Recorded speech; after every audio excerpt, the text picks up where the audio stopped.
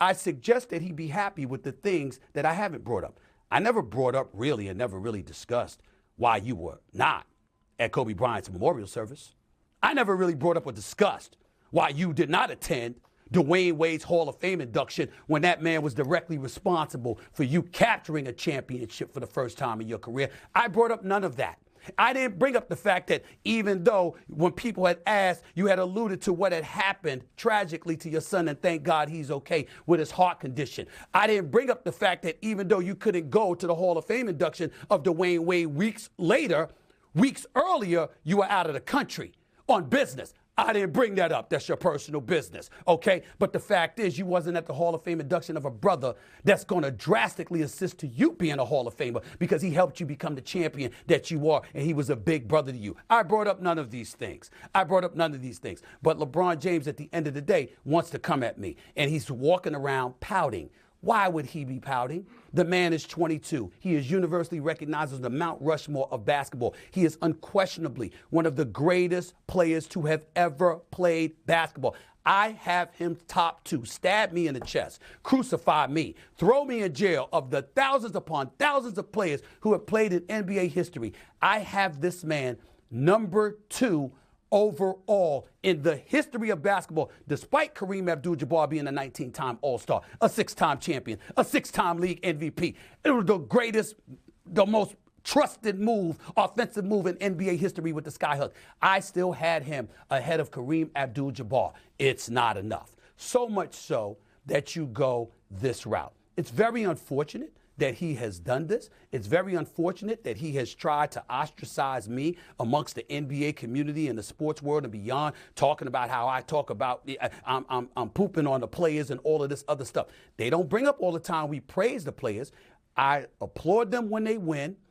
I criticize them when they're messing up in an effort to make sure that you don't do it again. I'm not wishing anybody to fail, but I have to call it how I see it because I have an audience to answer to. Yeah. Big JTV. Come on, man. My boy was texting me earlier, right? And he was saying, bruh, this is bigger than Drake versus Kendrick. And I'm like, my nigga, you right. Hey, man, like, comment, subscribe, bro. Appreciate y'all for tuning in. I guess I got to cover this like I covered the Drake and Kendrick beef. And I did. And I had a controversial opinion.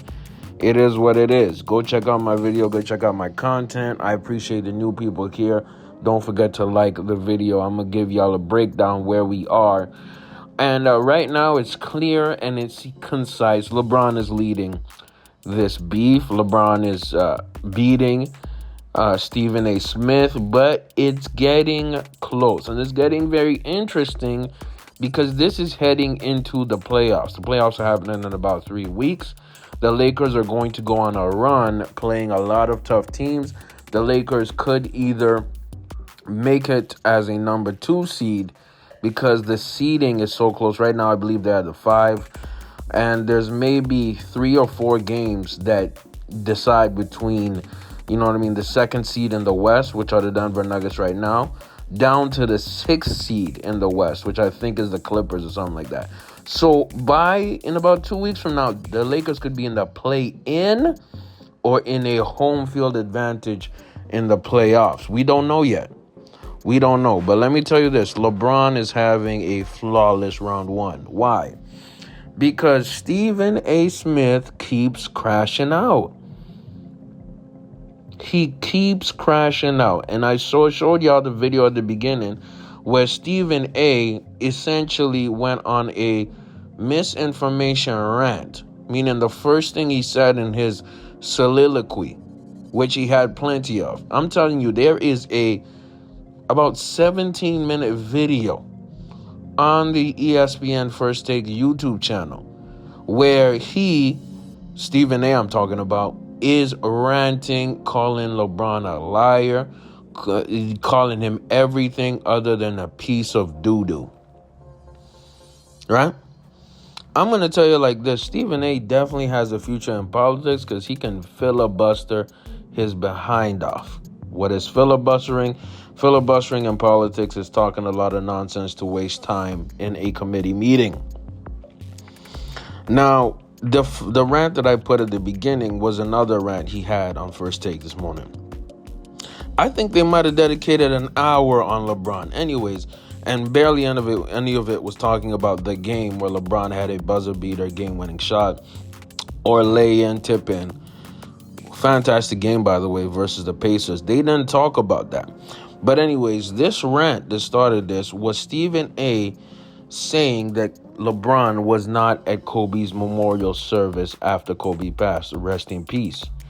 That is blatant misinformation and just a lie. That's a lie. LeBron was there. So Stephen A., in his childish ranting spirit, didn't care for the truth. And so much so that Stephen A. later had to go on his Twitter and essentially apologize for or retract or make the correction to the lie, to the cap. And within that small mistake is the essence of what LeBron is mad at. LeBron is not necessarily mad about Bronny, and I've said this many times. Peep the content, my previous 2 videos about this. LeBron is mad at the coverage that NBA media has towards its players and athletes. Now, is that valid? In this situation, I think so, yes. Because the NBA media and sports media has gotten so obsessed with narratives and things outside of the game of basketball that it overshadows what great basketball is happening right now. And they're so obsessed with the narrative of ring culture, the Jordan-Bron debate, that it takes away from what's actually happening right now. Let me tell you something. Giannis Antetokounmpo is going on his 4th, I believe, straight season of averaging 30-plus points. That's amazing. You know what I mean? Shai Gilgeous-Alexander is going to win an MVP, and he's been balling his tail off. You know what I mean? But they don't talk about that. You know what I mean? Nikola Jokic is about to go and have maybe 35 triple-doubles in a season. There's only been 4 players in NBA history who's ever done that. Do they ever talk about that? Do they highlight that? No, it's all about the clickbait topics. Now look, we as the viewing audience, we have to take some responsibility too. Because despite my issues with Stephen A. Smith, that same video, the 17-minute video of him going off about LeBron and replying, for the second time, mind you, in 24 hours, that video at the point of recording is number 34 trending on YouTube. Recording at 7 p.m. Eastern, it is now at 647,000 views on the YouTube channel. It's going to hit 1 million in about 4 hours. I'm telling you right now, by midnight, this video is going to hit 1 million views. Heavily disliked, more slightly, it's literally half and half. But guess what? It's going to work, and that's partially our fault as the consumer. We love the drama. We love the nonsense. I put a clickbait title in this. Of course I did, because that's how I'm going to get views. I put a crazy thumbnail and crazy titles. Why? Because that's going to get views. Now, this is a question about media ethics and responsibility. What are the content creators and analysts and entertainers supposed to do? I personally believe they have to balance it out. It's gotten so one-sided where the basketball topics are the minority of a basketball show's conversation. And that's sad. That's sad.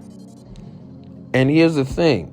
LeBron James, I believe he's speaking up because he's frustrated with it. And I think a lot of other players are frustrated with it. Because LeBron James put up a video on his Instagram of Stephen A. Smith boxing, and a ton of NBA players were liking the post and commenting on it and clowning Stephen A. Why? Because Stephen A. has leaned too much into the entertainment bag rather than the journalist analyst bag. It's why people are kind of not liking the game, because the people who are there to promote the game, to talk about the game are pooping on the players who play the game, especially LeBron. So far, LeBron has a slight edge. The only way Stephen A can actually win this battle, and I think he low-key already won because he's literally going viral again.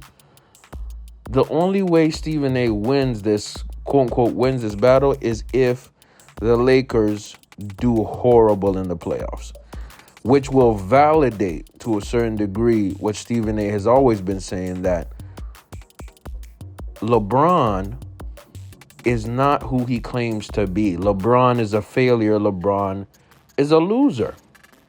And that's Stephen A's position. Here's the crazy part. A lot of people believe that. I don't. I think LeBron's the GOAT. But Stephen A has picked a side and he's staying there. And this is going to get worse before it gets better. Let me know. Let me know what you think.